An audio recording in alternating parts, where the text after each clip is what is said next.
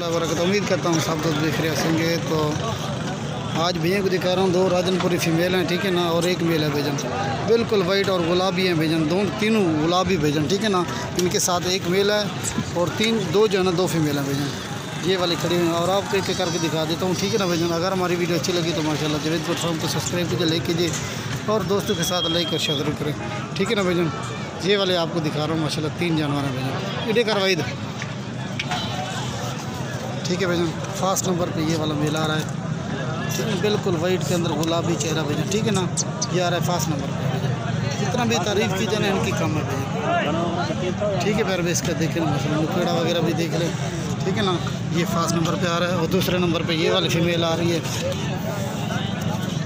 ठीक है भैया।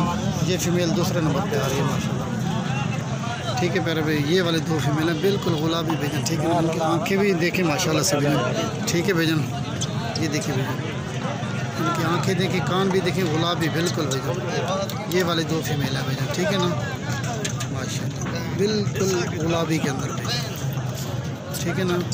इनकी जितना भी तारीफ़ की जाए कम है भेजन। ये वाले 2 फीमेल हैं माशाल्लाह। ये वाली फीमेल फास्ट नंबर पर आ रही है और ये वाले दूसरे नंबर पर आ रही है,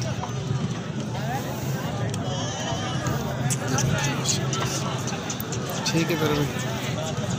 ये वाले 2 और ये वाला मिला, ये 3 जानवर है भैया, ठीक है भैया। अस्सलाम वालेकुम वरहमतुल्लाह वबरकातुहू। बस करना रहा है।